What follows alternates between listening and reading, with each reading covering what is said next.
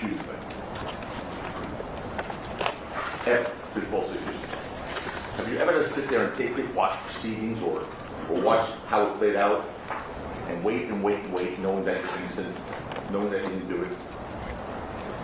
All you can do during such a process is maintain your dignity.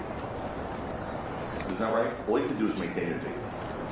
Knowing that you're innocent, but maintaining your dignity and remembering always that you're left in a crisis is your conduct during it. That's another reason why I am so This is proud closing argument of the defense for ASAP Rocky's case. Thank you, Instagram, for joining us He's a here. man who's maintained his innocence from day one, 3.5+ years ago, who's conducted himself with dignity throughout these proceedings from day one. I started off telling you about this case was all about my first lines out of the bat in the opening statement, it seems like 1.5 years ago, was that this case was about religious jealousy, lies, and greed. I said that you'd see the kind of person he was in this courtroom, an angry, pathological liar. That he, and he alone, is the source of all the evidence that they are relying on. And this case would rise and fall on his credibility.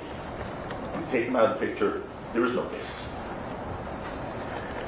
And as I promised, really showed you who he truly was when it came to cross-examination. He's a man who told you without hesitation, I can tell people whatever I want. He said that, actually, to you.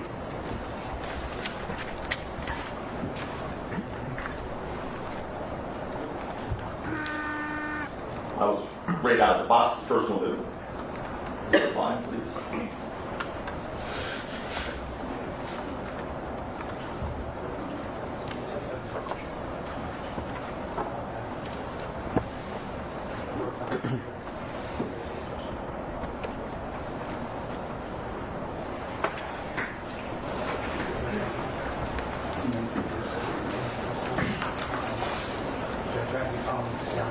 You want the audiovisual person? Please. Alex, come on, Mark. I'm good. You are out of That's fine. Yeah. We have an audiovisual person in the court. We'll have him come up. Go ahead. Good. Sure. It works on the computer. Okay. What you would have heard, what you may see one day, hopefully after Mark comes up and saves us once again, is him literally saying to you, I can tell people whatever I want.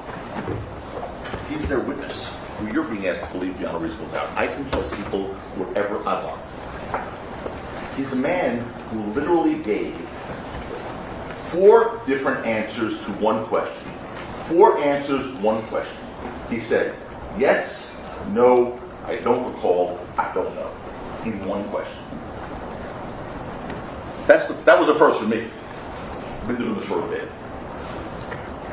That was a first for me. 4 answers, 1 question. Yes, no, I don't recall, I don't know.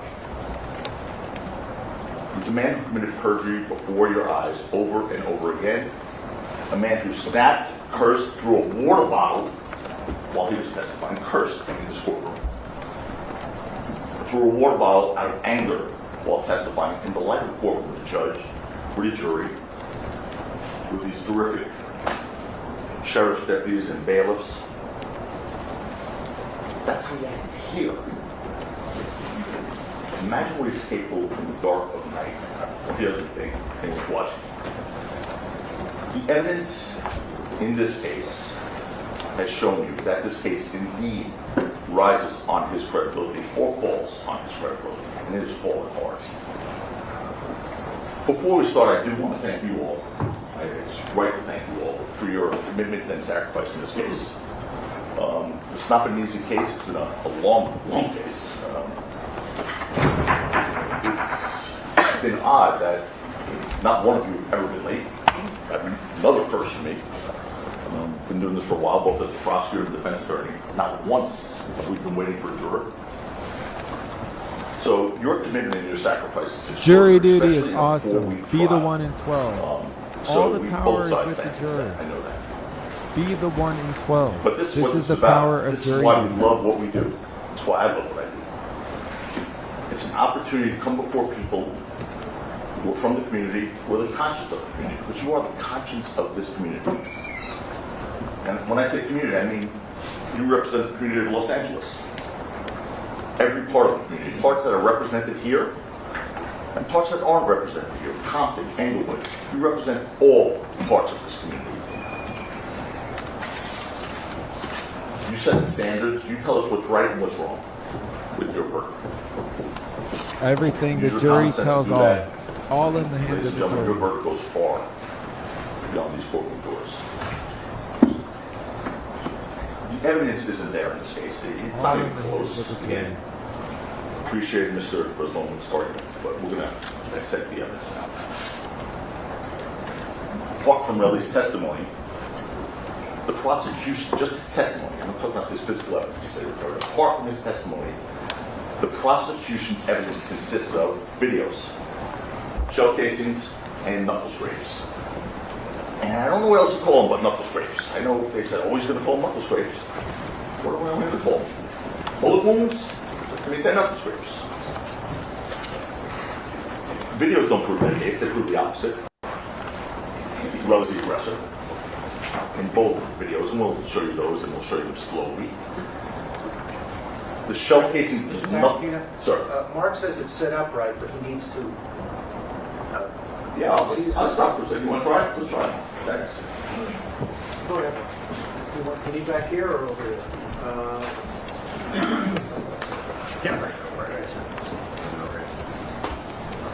Something's happening.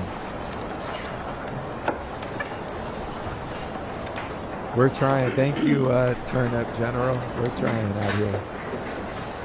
Turn Up General says, got the breaking news bar. I see you, Mr. Checkpoint. Someone on YouTube says, Sophia, good evening, Senator. Hope you're well today. Is that the lawyer that got Casey Anthony off the not guilty verdict?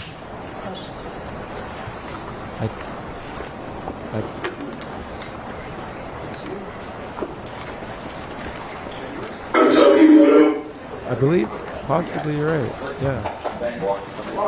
Joe Capino. Yeah. He was the New York defense attorney in the Casey Anthony case. Thank you very much. Well, he was one of the Say what again? Say what again? Yes, no, I don't know. I don't know. It's been so long. I can tell people whatever I want. I don't get it, but no. Yes, no, I don't know. I don't know. It's been so long. I can tell people whatever I want. Okay. I think we've already discussed it. I don't have to go back to it, but you get it was. You could take that down, please. Anyway, the shell casings and knuckle scrapes mean absolutely nothing without believing Relly's story about them. They mean nothing without believing his story in whole about them. And we'll talk about that. We'll talk about how the evidence or lack of evidence shaped up in this case. Before we do, I want to make clear what Rocky is charged with. He's charged with 2 counts of assault with a semi-automatic weapon. One for the altercation by the parking garage on Argyle Avenue. The other for the altercation Piece Del Mar, that fuzzy video that you see. The DA said you only have to decide if it's proper or not. That's it. That's all you have to decide. Very simple. Nothing else is in dispute. That is not true. That's not true. And the judge just told you this just the other day. He said, as a matter of fact, that's not what you just have to decide. It completely ignores the self-defense and defense of others law that the judge instructed you on. But they see what they want to see. They say what they want to say. They hide from you what they don't want you to see. Which is why they cut off the end of the video on Piece Del Mar. And we're going to show you what they cut off. They cut off after Rocky's gone. After 12 is already running away, they cut off the part where Relly goes back and gets Ills one more time. The guy who's only using for a human shield. They cut that part of the video off. We did. We'll show you. The judge will instruct you Each of those charges requires the prosecution to prove beyond a reasonable doubt, another term I didn't hear much in the 2 hours plus summation of Mr. Brazil. Beyond a reasonable doubt that Rocky possessed a real operable semi-automatic firearm and that Rocky did not act in self-defense or defense of another. Beyond a reasonable doubt. And the evidence just isn't there. It's not even close in this case, guys. It's not even close. I'm here to gain respect for the undeniable fact that even now as we sit here, Rakim Mayers is presumed innocent. He's presumed innocent as we sit here now. Presumed innocent. I'm That's here to right. point out the numerous reasonable doubts that lurk in the evidence in this case. Because, folks, please remember this. The judge didn't tell you. He did already have some charges. All you need is one. All you need is one. I submit to you, there are hundreds of reasonable doubts. There's hundreds. You just need one. And the case is over. We have this idea of a reasonable doubt. It's not what we do in our daily lives on the street when talking to our friends or analyzing whether our kids have been truthful or our friends have been truthful. But it's something that's really important in this setting, the courtroom. Because it seems, as a country, that it has served us very, very well. People who are no strangers to controversy, and certainly no strangers to social danger, have created some of it themselves even. They knew that the surest and best way to guarantee the liberty of citizens was to make sure that if the government brought charges against one of its citizens, they had to prove. And if there was Beyond a doubt reasonable based on doubt. reason, there was a reasonable doubt, there had to be an acquittal. Had to be. What a reasonable doubt isn't, the judge says to you in the beginning, like, again, 4 weeks ago, whenever that was, what a reasonable doubt isn't, it isn't he may have committed the crime, it isn't he probably committed the crime, it isn't I'm almost certain he committed the crime. That doesn't carry it. It's I have no reason to doubt he committed the crime. No reason to doubt. What was proven beyond a reasonable doubt in this case? Terrell Efron is a compulsive liar and perjurer. That was proven beyond a reasonable doubt. He lies without remorse. Folks, he even bragged to you about committing perjury. He literally did. And you're going to see it. As long as Mark is close by, the video works, you're going to see him literally bragging about committing perjury to you. You know, this reasonable doubt, proof beyond a reasonable doubt, you're going to hear me talk about it again. But the prosecution told you just now, Mr. Versolman said, that the defense story is impossible. They have to prove that beyond a reasonable doubt. You can't just say it. They have to prove that beyond a reasonable doubt. They have not met their burden here, not even close, because they can't. It's a very heavy burden, and they've not come close. That's why they resort to making excuses, playing games, relying on possibilities, which is really funny, because you were all here for jury selection, because you wouldn't be here if you weren't here for jury selection. See how smart I am? You were all here when Mr. Lewin in jury selection said, we'll never ask you to look at what's possible in this case. Remember that? It was like the closing remark in jury selection. We'll never ask you to look at what's possible. He said that. Yet, as we walk through the evidence together, you'll see all the possibilities they presented. Starting with that first witness out of the gate. Right after jury selection. Boom! First witness, Zizzo, right out of the gate. Is it possible you missed the shell casings? They didn't say anything. You never say anything about the word possible. You won't be asked what's possible in this case. First witness out of the box, Officer Zizzo, was asked, is it possible you missed the shell casings? Possible is not proof beyond reasonable doubt. Nor are excuses. Why were there no fingerprints on those shell casings that Relly claimed to have found that night? Remember what Detective Flores said about that? The excuses. Well, you know, if it rained, if there was water, if there were cars, if there was wind. We'll go past that. We'll review the evidence together. Yeah, you're right. See that their excuses for not having Jack proof the really Ripper. start stacking up. And in face of only possibilities and excuses, they Jose resorted to Baez playing out of games Florida and acting represented at all Casey costs. Anthony. It At wasn't all costs. this attorney. Thank you, Ripper Jack, for clearing that up in YouTube It's not about comments. justice. It was able to stop winning. Plain and simple. It shouldn't be. Look, the They prosecutor's play trying to games interrupt that him. should offend you. I'm not just saying it. I'm going to take you through them. Look at the prosecutor. Look, you could tell he's like, Not showing you evidence, embracing perjury of this relic, trying to deceive you. Remember something I said to you in the opening? I said we're here to make promises both sides, but not like politicians' promises. You know, the thing where we promise you the moon, you vote based on our promises, and you see if we fulfill them. Here, we make promises in that opening statement. You get to see if we fulfill them, then you vote. Let's see what they promised compared to what we promised. They told you Rocky was the aggressor. His text messages show he was the aggressor. We got deleted text messages. We'll get to that. They told you that Rocky shot Relly with a real gun. We told you that Relly was manufacturing the story, deleting and destroying evidence. He was trying to extort Rocky, which came through. That Relly was the real aggressor. Rocky used the prop gun to defend himself. There are two hurdles that they have to overcome to get a conviction in this case. Two hurdles. They cannot overcome them. One is that the object in Rocky's hand on November 6, 2021 was not a prop gun, beyond the reasonable doubt. Second is that Rocky did not act in self-defense and told your ills. The judge instructed you, if the prosecution failed to prove the object in Rocky's hand was not a prop gun, beyond the reasonable doubt, the case is over. It's over. Beyond a reasonable doubt. You can stop there. It's over. The judge also told you that regardless of what Rocky had in his hand, if you find that he acted in self-defense or in defense of 12-year-old ills, he's also not guilty. That's the law. It's not our argument.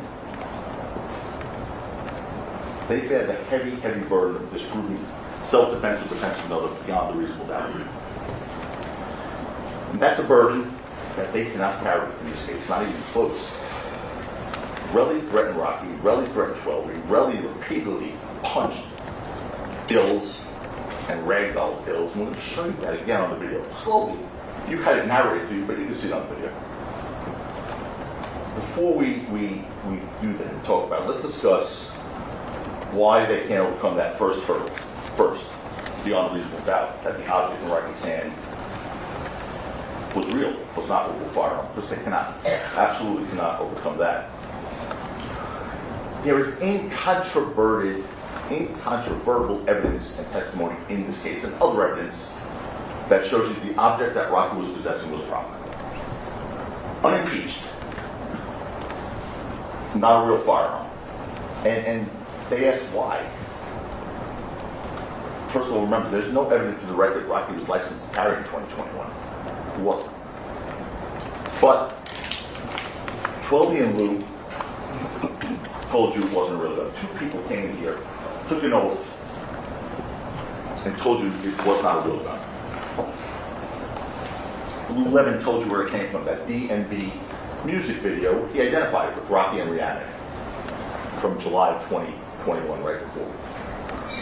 He told you he put a clip drawer on it, essentially a belt clip, to clip the piece onto a belt to make it easy to carry. And he extended the magazine with a clear magazine to make it look more intimidating, because the Glock he had prop gun Glock with a 26, it sort of fits in a pocket, it's really small. So this was meant as a deterrent. Mr. Sloman told you that Lou Levin couldn't name the security guy who advised Rocky to carry a prop gun. He was never asked. And he didn't say security guy. He said Rocky's security team. The testimony you could, by the way, you can always have the testimony read back to you at any point. If there's any dispute, I know you guys can take crazy ones, but if there's any dispute, you can always say, can we have that part read back of the testimony where Mr. Lemon talked about the security people who advised Rocky, or whatever, hypothetically. So he never was asked who, but he didn't say a security guy. He said a security team, and he just said he concurred. He wasn't pretending to be a security advisor. that they mocked him. They didn't ask him that, yet they just tried to argue that to you.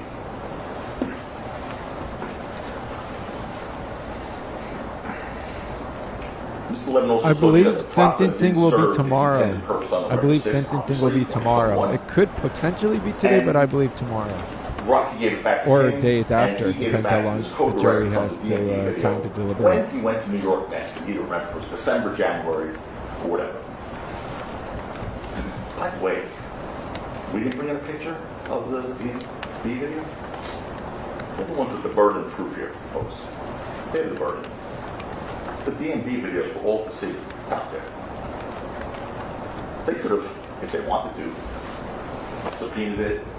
They could have burned it in. Put it on YouTube. They didn't do that. They didn't want you to see that video. Lou Levin told you he asked the co-director, this guy Haji, where the prop gun went. He did call him back after 5 months later when Rocky was eventually charged and then sued. And Haji, this prop gun guy, the director, co-director, said he didn't know that he explained he had a studio, a big studio in common with other directors of these videos and films and whatnot. And he said it was a common space that had cameras, You're very lighting welcome equipment, for the live prop feed, equipment, and Gabby. everything else that was borrowed and exchanged and whatnot between a bunch of people. That's uncontroverted testimony. And it was gone. The guy Haji couldn't find it. Don't think Lou didn't try. He did.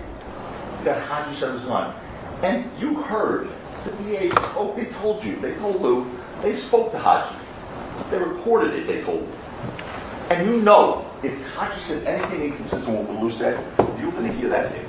Your Honor, we found out about it that day. It's improper. There are no speaking objections. There are no speaking objections. I told you that. You will have an opportunity in your rebuttal argument. Objection, improper argument. Overruled. Because if he says it loudly, it's going to get sustained.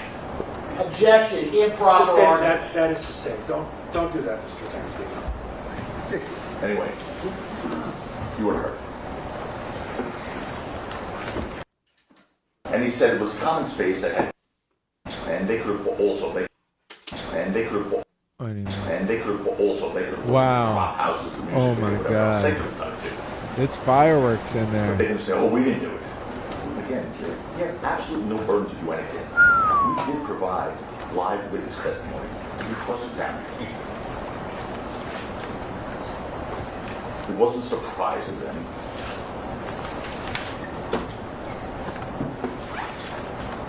They didn't want to do it, because they knew what they were going to find. That's why you didn't hear anything That's about improper argument. Overruled. Bro, it. Relly's words and actions on November 6, 2021 show you it wasn't the real gun. His words and actions show you. All the prosecution's objective evidence in this case, everything that doesn't come from Relly shows you this was not a real gun.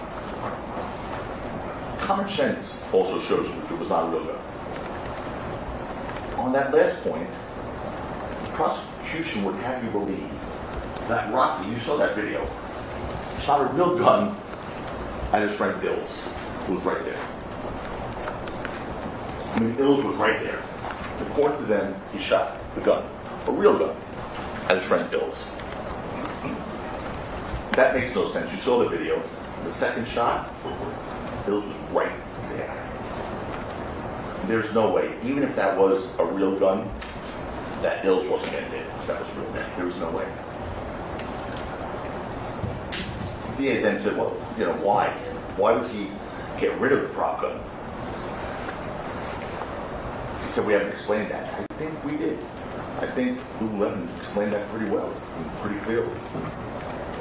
Remember, they didn't know 5 months later the police would come.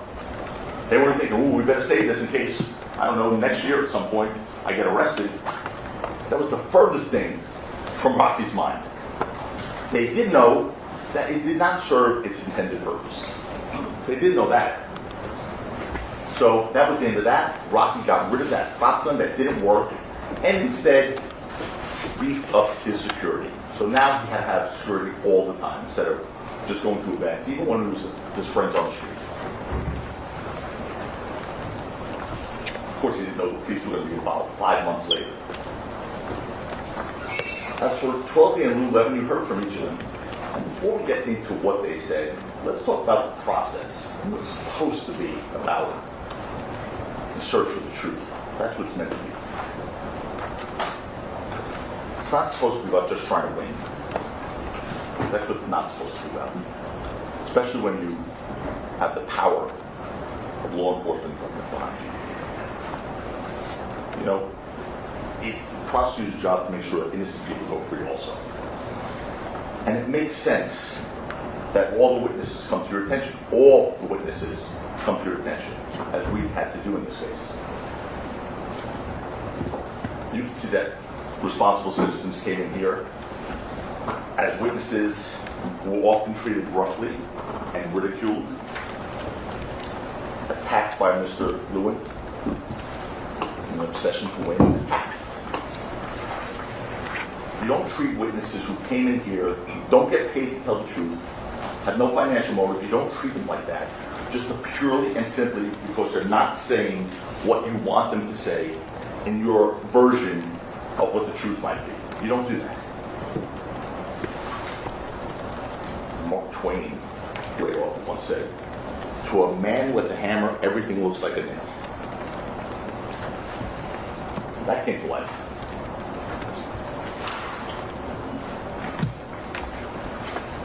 The prosecution embraced Relic in this case, though. Embraced him. Didn't even once mention to you all, okay, he perjured himself before you guys many times. Called things fake that weren't fake. He lied to your faces. That wasn't even mentioned this morning. This is Joe They defended Tocopina, him despite his spit ASAP blast. Rocky's defense Spit attorney, blast. not the All prosecutor. This witnesses, is closing arguments This for Lewin his carried to them defense. like they were serial killers. And I mean 12 and Lou Levin. They were the polar opposites of Relly in every way. How they conducted themselves, how they answered questions. They weren't argumentative. They weren't disrespectful. They were compliant and they were responsive. To both sides. To both sides. Compare those human beings to what you saw the week before that. They weren't belligerent. They didn't throw water bottles. They didn't curse. I mean, Relly, who couldn't answer any question straight, admitted to lying, and when he didn't admit to lying, got impeached with prior inconsistent statements. I'm not going to go through them all. You know, when you know the truth and when you tell the truth, you don't have to rehearse the truth. You don't have to get your memory refreshed. You don't have to be reminded of the truth when you know the truth and tell the truth. You don't have to be coached on the truth by the prosecutors. You don't have to have someone telling you how to answer questions like Relly was told in this case. You always get the truth right when you tell the truth. All witnesses answered every question without incident, without problem. They were consistent. They didn't get tripped up once. There was not one inconsistency. So the response to that is, they were coached very well. You're damned if you do, you're damned if you don't, I guess. Because if they had been caught up and tripped up and been inconsistent, and their truth was inconsistent, well then they're liars. Or they weren't consistent. But because they were so consistent and they didn't get impeached, they couldn't lay a glove on them. Oh, they must have been coached. They were not coached, they were consistent because they were telling the truth. And you saw their demeanor. They both told you, Lou and 12, both told you you previously carried a problem for that 6-month period. After being the victim of acts of violence. And Rocky had it with him on November 6, 2021. And now Rocky's friends knew he had friends. They didn't announce it to the world. Of course, that would be stupid to say, put a social media post out, carry a prop gun. In case you want to attack me, it's really only a prop gun. No, Lou said, and 12, he said, to his immediate group of friends. The prosecution peppered 12 with questions about a summary of what he told us, the lawyers. as if that summary contained his prior sworn testimony or prior recorded statements, but it didn't. That's why the judge said it was irrelevant what 12 he saw in that document. That's an improper argument. Read that. That's why the judge said it's irrelevant what 12 he saw in that summary document. Woo! That is an improper argument. Instead, the summary was simply something that lawyers have to provide as procedural discovery in this case. Look, when I hear this, they're going to try and pretend like we just came up with this prop in defense. Rocky has been saying that since day one. Here's the testimony of Detective Flores on this issue. Detective Flores was asked, was this something, when he was asked, because he was asked on direct about when did he first find out about the prop in defense, and he said, there were no deposition in criminal cases for the question before. Then I said, all right. So basically, what you were being asked when we're talking about that, he just found out about this prop gun. What you're being asked are questions related to discovery disclosure in a criminal case, correct? And he said, yes. So Detective Flores, who's very honest, and I think he tried to do a good job here, told you what that was about. See, if you just listen to the direct in this case, it would make it sound like only 2 weeks ago, oh, there was a prop gun. That's been since day one for Rocky. Discovery in a criminal case is what he was being asked about. I mean, you also heard that it was revealed before jury selection, the date, I think. Before jury selection, no, sorry, the day before opening statements, that we got a ballistics report from them that was done over a year before.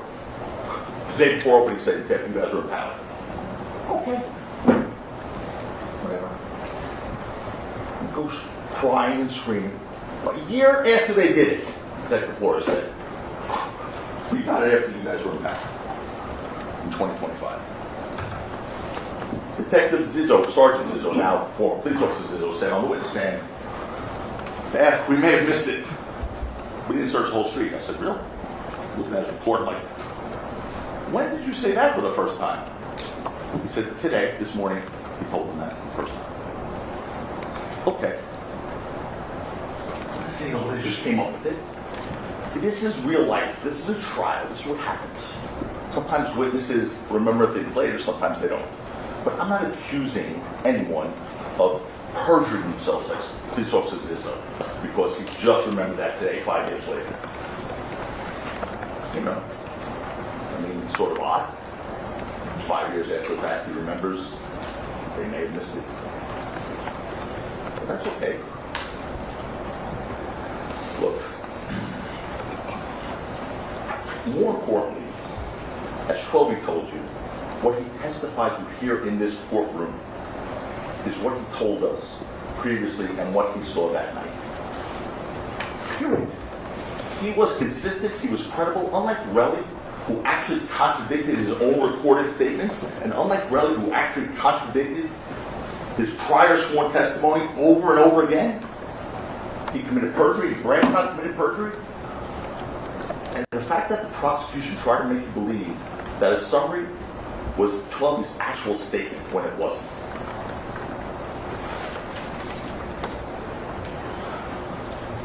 It's a game. It's another example of a game. Here's another one. The prosecution asked Schwelby how he knew it was a prop gun if he never spoke to Rocky about it. That was completely misstating what Schwelby said on direct testimony. Completely. Schwelby didn't say he never spoke to Rocky about it. He said the opposite. He said they did speak about it prior to November 6, 2021, in September of 2021 in Harlem at that governor's ball thing, and after he first saw it at the DMV video. He said they spoke about it. But he was ripped apart. You never spoke to Rocky about that, you said. He didn't say that. These guys behind, they're itching their Well, the head. games they play with 12B. You heard this one. You heard Detective Flores tell you that before 2 weeks ago, neither he nor any member of law enforcement ever tried to reach out to 12. 2025. This event happened in 2021. Before 2 weeks ago, before January of 2025, neither he, the lead detective in this case, or any member of law enforcement tried to reach out to 12. They knew who he was, obviously. But that still didn't prevent Mr. Lewin from asking 12 if before those last 2 weeks, didn't you get a message from us? Yo, thanks USAF Didn't you get a message vet from us? for the No, Mr. Lewin, you didn't get a message. Detective Flores already cleared support that up on pretty YouTube. clearly. I see you He sent didn't get a message some from you. coin. They Appreciate you, knew brother. he didn't contact 12. They knew they didn't try to contact 12 before 2 weeks ago. Shout out for everyone hitting the like But he answered that button, question. sharing What, this, false impression? sharing with friends, Somehow 12 smashing ignored the a like. message. Thank you. Somehow 12 ignored a message. Oh, I'm sorry. Thank you, Miss Lisa. Yeah, there cannot be any disparaging, personal attacks. So it's not personal. It's a question was asked. Okay. Do not debate with me Sorry. without a ruling. Yep. Objection sustained. Go ahead. Okay. Well, you heard the testimony. You saw what happened. You figure out what it was all about. But 12 was asked, didn't you get a message from us in the past? When Detective Flores said, no one left him a message. No one tried to reach him. So I don't want to disparage anyone, but you just got to ask yourself, why was that question asked if it didn't happen?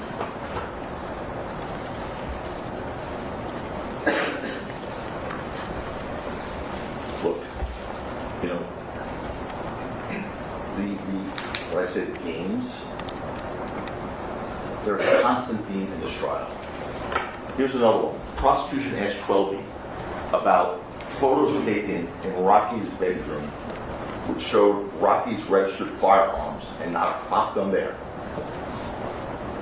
Those photos were taken during a search of Rocky's residence in April of 2022. 5 months after the incident on East Del Mar in November of 2021. 5 months later. So the fact that there was no prop gun there means absolutely nothing. You heard what happened to the prop gun way before that.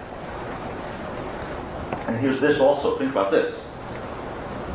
And why was there no prop gun in the house?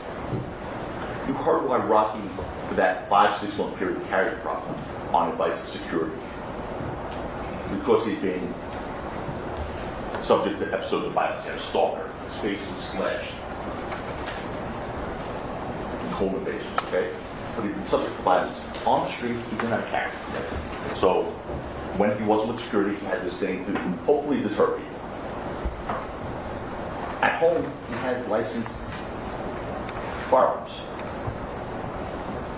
Now, because a prop is meant to deter would-be attackers, if they're already in his home, much less in his bedroom, they aren't would-be attackers anymore. They're in fact attackers. And a prop gun would be useless there, obviously. Also with the registered guns found in Rocky's house, I guess Detective Flores, if they were legally registered to Rocky, and they Thank you, ejected Miss Lisa. Appreciate the They love. ejected Thank you, that Miss question. Lisa. No, that's an improper argument. Well, those in fact were registered to Rocky, legal. Others were registered to Lou, legal. Everything in that house was legal and given back to Lou Levin, who was there at the time of the search. They mocked Lou like he must have made that up. Not just Lou's magazine, the guns were legal too. And they were, two of them were, one of them was Lou's, and two was Rocky's. You heard that from Detective Flores. Legal and registered.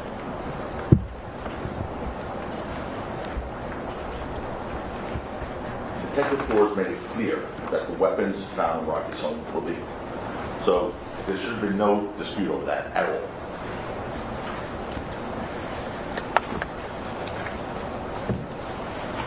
Search for the truth is what this should be about. I'm trying to win at all costs. Jury duty. Jury duty. Some games certainly The juror has all the power here.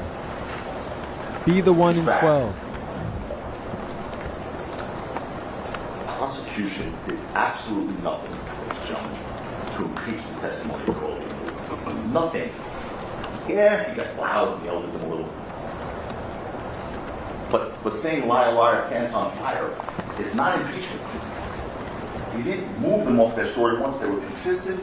They stayed exactly consistent with their story the entire time because the truth is easy to remember. The truth is easy to tell. They were not impeached, not once. The fact of the matter is, by the way, it wasn't lack of trying. I mean, they were yelled at, they were berated. I mean, at one point, 12 spoke a dialect from his upbringing, from the streets where he's from. And he said this thing, and I personally think he's one of the nicest guys I've ever seen. He said this thing where he's like, you feel me? You feel me? That was just a matter of speaking. But Mr. Lewin had to take that. Say, no, I don't feel you. I don't know what you mean. I feel you. I can't feel you. It's an improper argument. Overruled. There's no need to mock a witness who came in here and was compliant and respectful.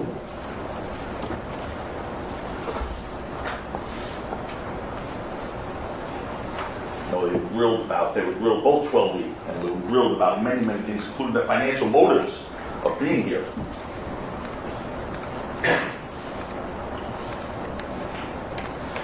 And again, they don't contradict their testimony. I mean, Mr. Preslomic this morning spent a lot of time in their testimony, not about their misstatements or their inconsistencies or contradictions or their impeachments, but just repeated their testimony, but in a sarcastic voice, as if that makes a contradiction. That's not proof. That's definitely not proof beyond reasonable doubt. So anyway, the financial motive that they were both crushed on in their cross-examinations, 12 and Lou. 12 said 0. He went 0 from him. For Rocky, nothing. He's got his own career, actually, pretty well.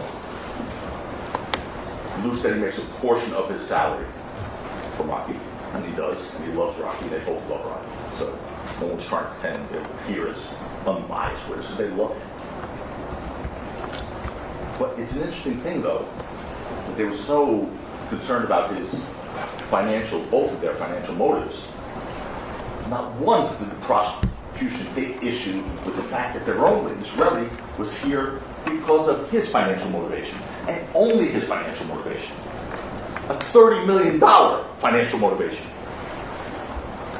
But they're asking Lou Levin, don't you get 20% of your salary from him?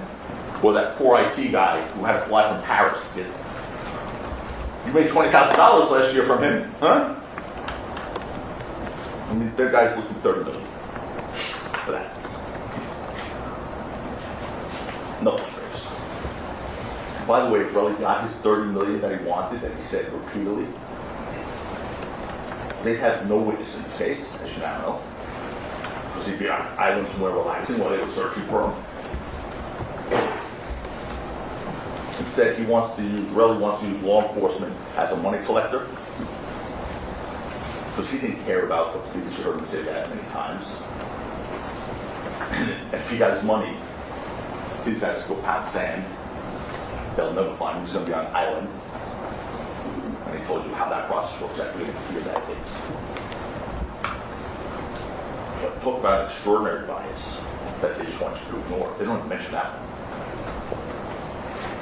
It can't be and it shouldn't be. But it's why we're here in this courtroom. It's why we're all here. What else should be ignored? Despite all the prosecution's efforts, despite the blistering questions posed to them, both Twelby and Lou Levin established these incontrovertible facts. They're not controverted. They're not contested. That Rocky was known to carry a pump by his friends. They didn't controvert that at all. The object in his hands on November 6, 2021 was a pump gun. Relly's own actions on November 6, 2021 confirmed that. Twelby testified during the first altercation. Relly said something to the effect of, shoot that big ass gun, which explains his later conduct, by the way. Now, Relly said he didn't say that. So, now you have to see, who's more credible, more trustworthy, Twelby or Relly? That's what you have, the words of the two of them. in that regard, in that one thing. And consistent with his knowledge that it was a fake gun, look what he did after the first altercation, which is impossible to get around for them. The first altercation by the parking garage, where he's claims he's pulled a gun, is pulled on a real gun that he doesn't know is a fake gun. He continues to follow the guy who pulls the real gun and, according to him, threatened to kill him. So think about that for a second when you talk about a reasonable doubt or a doubt based on reason. Think about that. That was so odd. I mean, he said, yeah, the guy pulled out a gun on me. I thought it was a real gun, and he threatened to kill me. So after he walked away, I decided to follow him. I don't follow him, berating him as I'm following him. Almost begging him to shoot me. Well, let's see Detective Flores, but anyway, Detective Flores told you what he thought about that. He testified. He said, that would be an odd thing for Relly to do. It's testimony from his trial.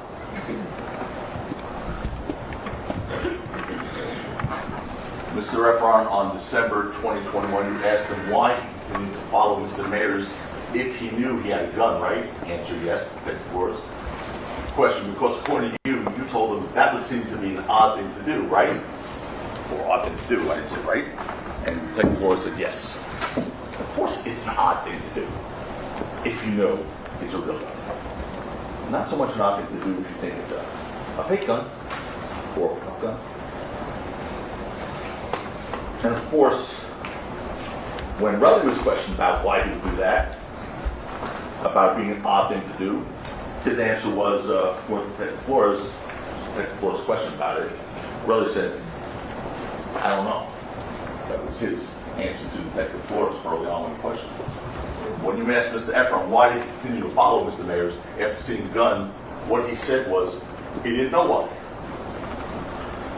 So, Detective Flores, and he said correct, Detective Flores questioned him about it, and the best Relly could do at that point was say, I don't know why I followed him, it was a real gun. Obviously, I don't know was all Relly could say because he knew he couldn't tell the truth. That was a prop gun. He knew that. That alone is reasonable doubt. That is a reasonable doubt. Whew. That's it. You just need one. Just one. I'm not a veteran. I see some comments on Instagram. I'm not a veteran. I go to the VA at least once a month or and deliver essentials and stuff. Further shows that they need. We're working on getting more shoes, by the way. No evidence. So yeah, we will be soon. And stay in touch. Stay tuned. Cecil told you that there was no sign of a shooting. There was no blood, no bullet holes, no shell casings, no physical evidence at all. That's from the testimony at this trial from you from officers. Just recapping. There was no blood, no bullet holes, no sir, no shell casings, no physical evidence of a shooting was recovered at all. No sir. So that was the guy who was there within 15 minutes. When you heard from the body cam footage from one of the other responding officers, it turned out to be Sergeant John Cook. Officer Zizzo said, Sergeant Cook said, there's going to be no evidence for now. We have no victims, no hits, no evidence. That's the sergeant body cam footage. That's Officer Zizzo's testimony.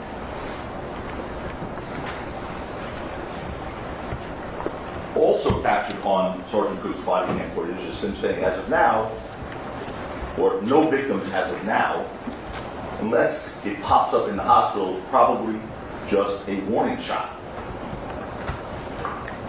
That's the testimony in front of you all in this trial.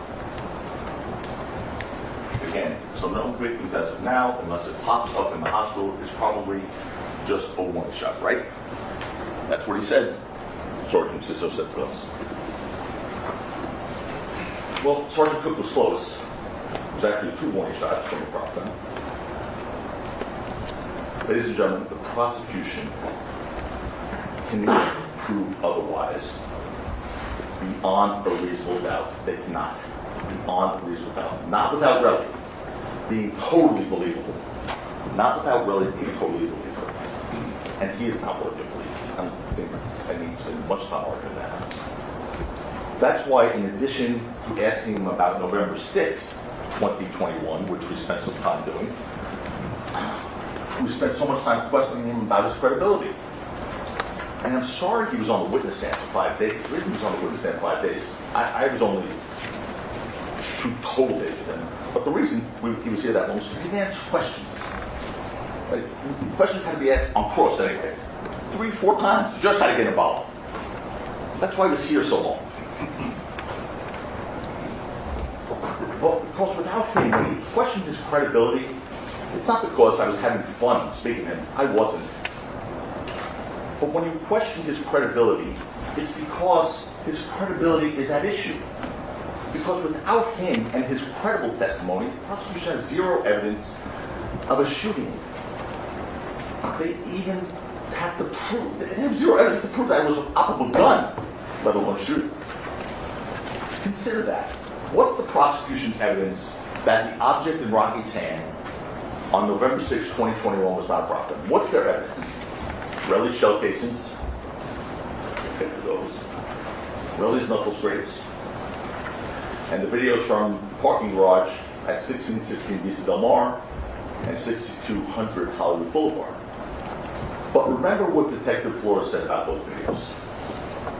First, he said, there's no evidence from 1616 Vista Del Mar of an actual gun being discharged. I asked him that question, and he said, correct. From that view by itself, no. Well, that's the only view we have of 1616 Vista Del Mar. That video. They're all there, and so like. Then, second, I said the only time you could see a gun in any video was the parking garage video. And in that one, you can't tell if it's operable. Whether it's an operable gun, a real gun or not, right, Detective Flores? And he was honest. You first cited the fact the gun was displayed, right? Which you already told this jury that the gun that was displayed, the only time you could see a gun in any video was the parking garage video, correct? You already told this jury, by that video, you can't tell if it's operable, right? Correct. So if he can't tell it's operable, how are you supposed to do it? Detective Flores can't tell you it's operable. How are you supposed to tell it's operable? You have to believe Riley's story. All of it. And his credibility.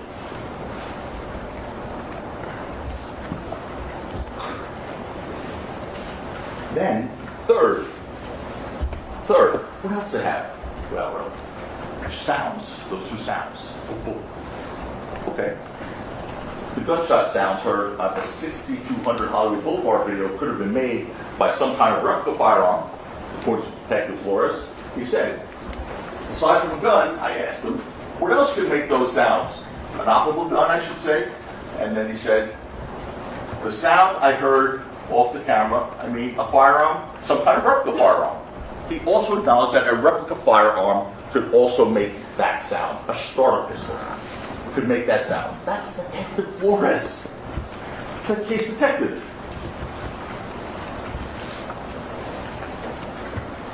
Let that sink in for a moment, folks. Please. The prosecution's case detective told you the sound that they're relying on to prove that Rocky had an operable firearm that night, beyond a reasonable doubt, could have been made by a non-operable prop gun. That's it. That's it. Ladies and gentlemen, that's it. That's all you need right there. In other words, the videos in and of themselves don't prove that what Rocky had was an operable firearm, beyond a reasonable doubt. The case detective could use for that. What else does the prosecution have to rely on? Relly's knuckle scrapes. But even they don't believe that's a gunshot wound. What they said in their opening statement about Relly's knuckle scrapes. Perhaps there were bullet graze, perhaps they were not. Well, perhaps they were not. That's what they want you to accept as proof beyond a reasonable doubt. Perhaps they were not. What else did they do in their opening about those scrapes? Whether the victim or not the victim in this case was actually shot or injured by this will not be something that you will have to decide at the end of this case. They told you in opening statements. Really? Says who? Says who? They told you that because they themselves don't believe. Those That's a knuckles. proper argument. Stay. I've already read the jury instructions to you, and one of those jury instructions lists the elements of what assault with a semi-automatic pistol is. Each of those elements have to be proven beyond a reasonable doubt. What those elements are, that is the law in California, as to what an assault with a semi-automatic pistol is. One of the objections is actually to what you said, what the prosecution wants you to believe. Overruled. That part's overruled. But anyway, regarding the law, this is not about an element of the law, ladies and gentlemen. It's about the credibility of the only witness in this case, Mr. Prosecution. That's what that argument was about. Now, for credibility, I mean, you have to... So whether it was a bullet shot or not, or a scrape from the floor, it matters. It does matter. Of course they don't want you to consider that. Because first, whether Relly was truthful about his injury goes to his credibility. Credibility, not about the elements of the law. It goes to his credibility, whether he's truthful about the nature of the injuries. And second, whether or not Relly was actually injured by a bullet is something important to consider in deciding whether Rocky had an operable firearm or a prop gun. Those are the two reasons I just brought that up to you. Those are the two reasons. So, I disagree with him. You do have to consider whether he was hit by a bullet or not, because he said he was. At first, anyway. Because obviously a prop gun can't cause that injury. So was that a gunshot wound? Of course not. Of course that wasn't a gunshot wound. Even Relly couldn't tell you those scrapes were definitely from a bullet. At least at trial, he couldn't tell you. Look at his testimony when discussing whether he was grazed by a bullet.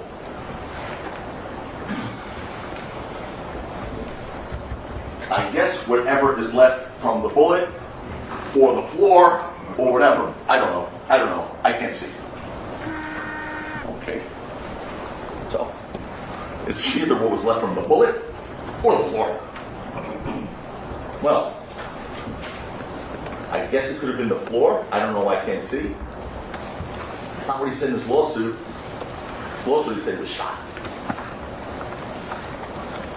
And he wants $30 million because he was shot. Now it's maybe it was the floor. I mean, does the truth mean anything to him? Does an oath mean anything at all? He really doesn't believe what he said to you in the beginning. I can say whatever I want, do whatever I want. That's that. And that's what they want you to accept as proof beyond a reasonable doubt of the shooting. Relly said it could have been the floor. Of course it was the floor. When he was punching Gills, of course it wasn't the floor. It's on his left hand. Relly said he was lefty. But regardless, there's no bullet in the world that could have done that. I mean, think about it. It scrapes the top of one knuckle, does a bit of a dive to the second knuckle, does a real deep dive to that third knuckle, and then scoots along. And that would be one heck of a magic bullet to do that. Just looking at those knuckle scrapes, no one has to be an expert in anything to know they are not from a bullet. You want to put them up or something there?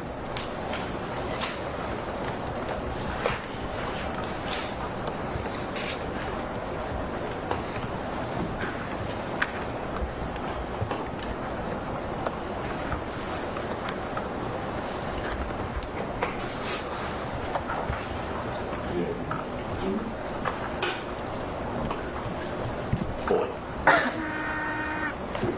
$30 million. Give me. There's no one with eyes and a brain that thinks that's a bullet wound. That's what he said. Grazed by a bullet. now. He said, fourth floor. Fourth floor.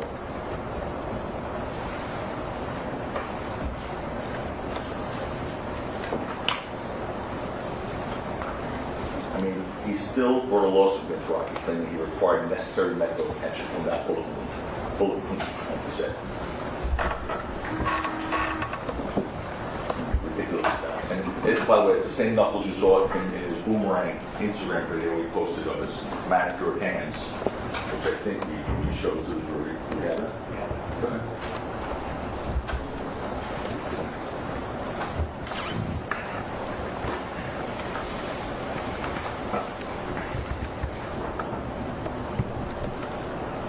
That's a permanent injury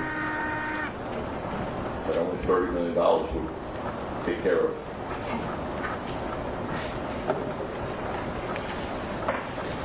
He first told the police that he treated the scrapes by himself the day they occurred. That's what Officer Anderson testified to. But then days later, after traveling all the way back to New York cross country, he first went to a hospital in New York for medical treatment. Here, he said, because he doesn't trust anything that in Los Angeles. Why did he go to the hospital in New York?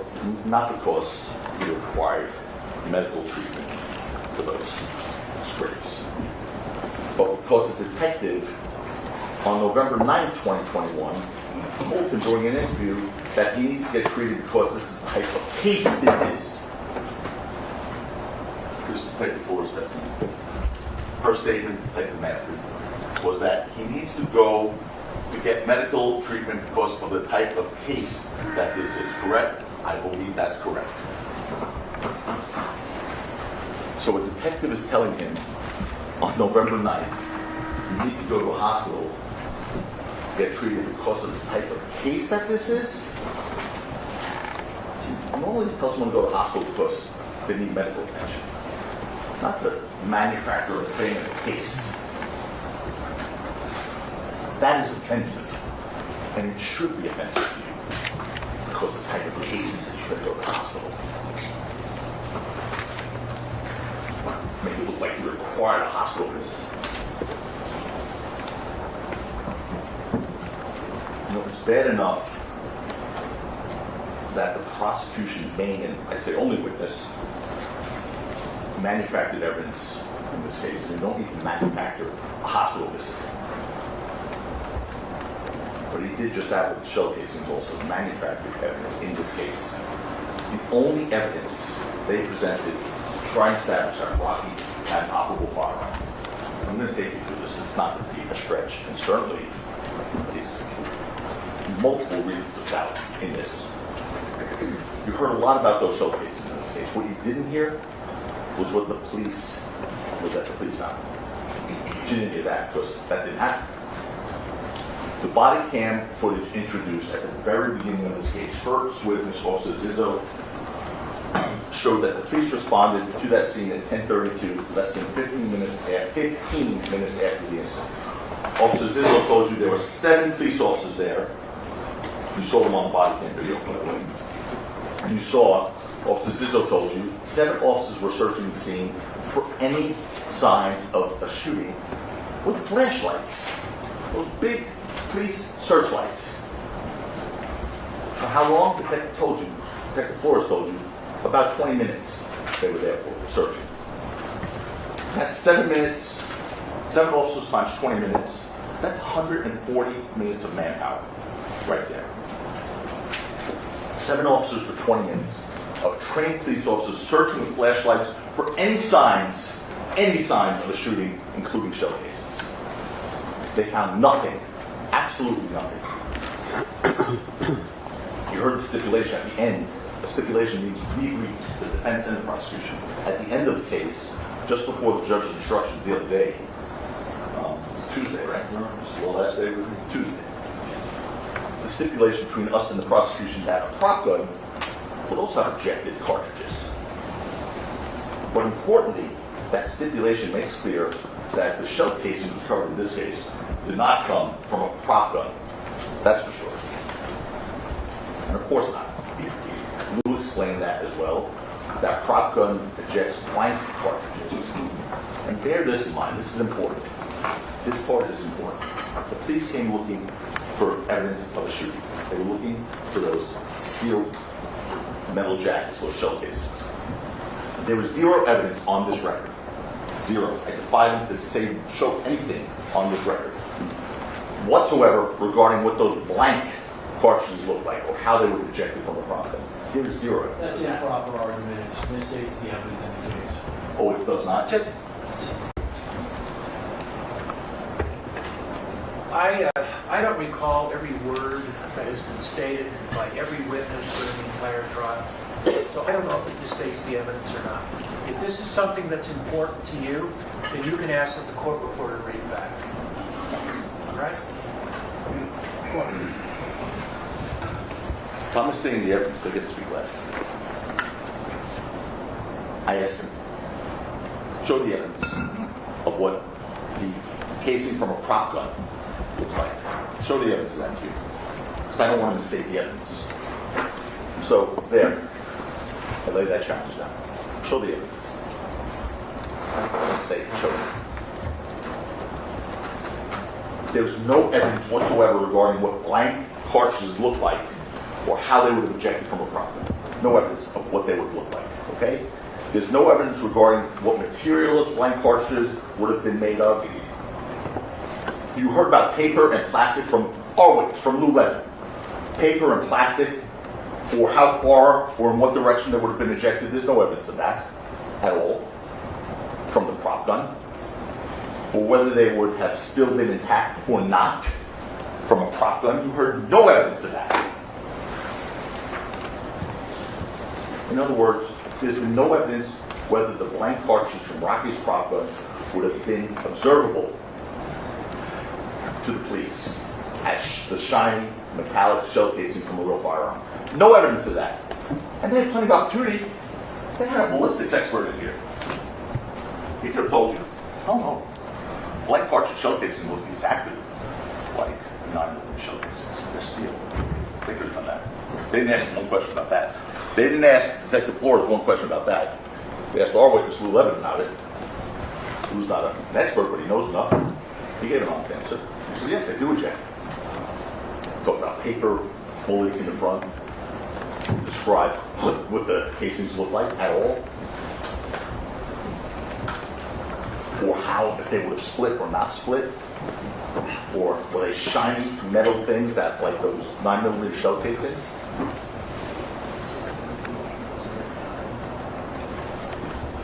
In any event, the police found nothing, no evidence of a shooting whatsoever, no bullet holes, no blood, no damage to any one of those cars, which would have almost been impossible. No damage to any one of those cars in the parking lot right there. And of course, no shell casings. This bears emphasis. The police found no shell casings whatsoever in 140 minutes worth of combined searching with searchlights. But Borelli wants you to believe he found it by himself with a cell phone flashlight in 2 to 3 minutes. An hour and a half later. Flies in the face of common sense. It defies reason. And what does the prosecution do to try and get around that devastating fact in their case? They suggest that the police didn't know where to look. They actually asked, officers, is it possible to use the shell casings? As you sit here, can you say to a certainty, that's them questioning their witness. Can you say to a certainty that there was not a fired cartridge case in that street on Vista Hill? Answer, I can't say. I may have missed something. It's possible.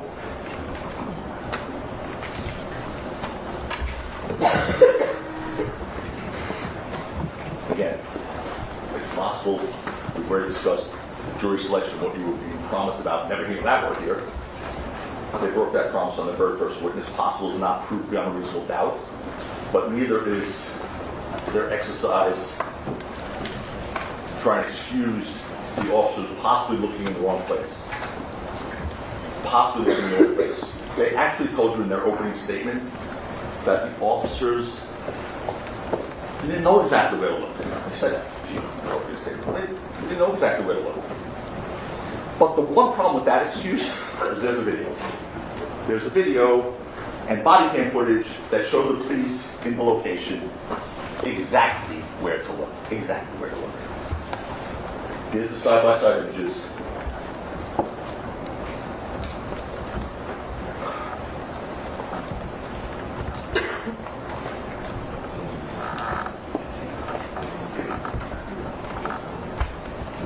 Okay, there's the right, jump up your own.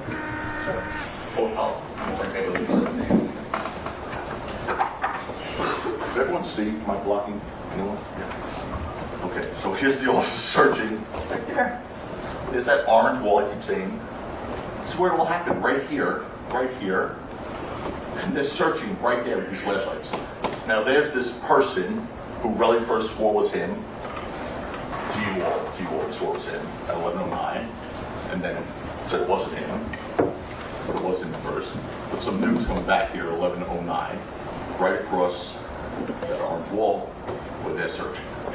Anyway, you also know this is where the tussling happened and the prop gun was shot.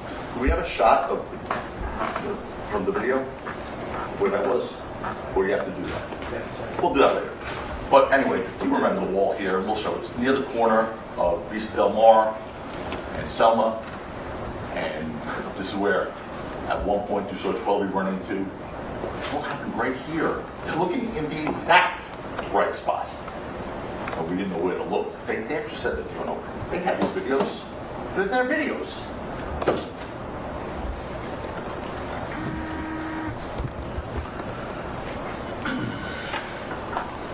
So regardless of how far blank cartridges may eject or what they may look like after being fired from a prop gun, one thing is certain. The police searched that exact same location that Relly said he was at on that video when he returned to the scene. Well, now he didn't return to the scene because apparently now there's no evidence that he returned to the scene at all.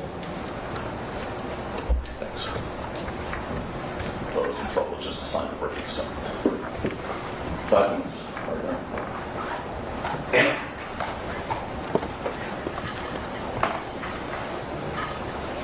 Anyway, it's the same exact location. I don't know why they said the tornado mistake. They didn't know what location was. They were there. They got lucky because they hit the exact spot where Relly, Rocking Hills could be seen at the moment of the shot. Police didn't find Relly shell casings. Impossible for them to miss that. 7 officers, 20 minutes, searchlights. Impossible. Those were not there 15 minutes after this event. They were not there. So what does the prosecution do? And Relly then, what does he do? They change their story and say now, maybe that wasn't actually Relly on video after all. They did it right here in front of you. That was all right in front of you in 2025. Because in the first part of his testimony, and I wasn't even involved yet, that was all Mr. Brzlovic, he said, yes, that's me, 1109 guy. That's me. Yes. And Mr. Brzlovic, you sure? I'm sure. Well, you know, weren't you wearing a black hoodie before and that looks like a white hoodie? Yeah, I probably went and changed. So it was only how to impeach his own witness. And you'll see what happens. Once again, they say possibly. There was possibly additional. So the solution to that now, being him now, because he swore he came back. So I asked Detective Flores, was this guys? Oh, this is Rhoda's testimony. Okay. Right, that's where he said, yeah, that's me. Okay, I just said all that to you, but there is in the transcript, just in case I thought I was just making that up at a whole cloth. I said, yeah, I'm sure.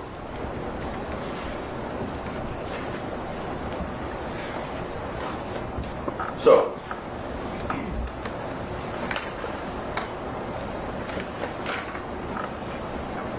they said, just to you just now, shocked a little bit by this one, I was shocked by this one, that I made a mistake to you in my opening by saying that was Relly.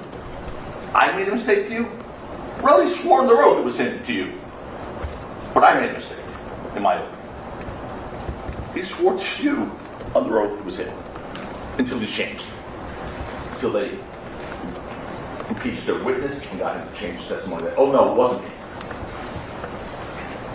In fact, that same person in that video was there between 11:09 and 11:11, which is about 2 minutes, the same length of time Relly said he had returned to the scene for. The officer Detective Flores talked about that. And he told you that the time of 11:11, when the person in the video enters, is consistent when Relly told the police he returned to the scene. Of course, there were multiple problems with that story. First, he said that his girlfriend, Lydia Parker, was with him at the time he supposedly searched the area and recovered those shell casings. You know the video doesn't show you that. Not that video. What other problems does the prosecution have with Relly's story about picking up shell casings?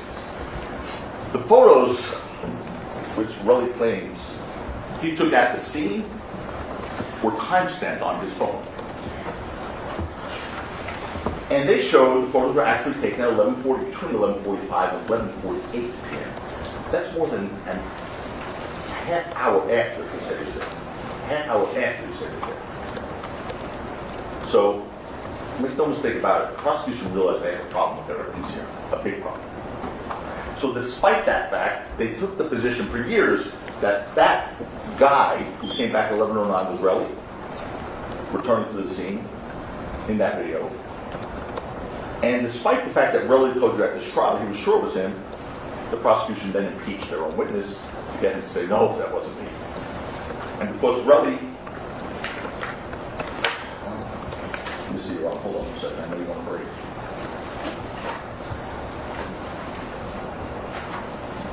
Maybe about 5 more? So we want to stop now. No, Okay.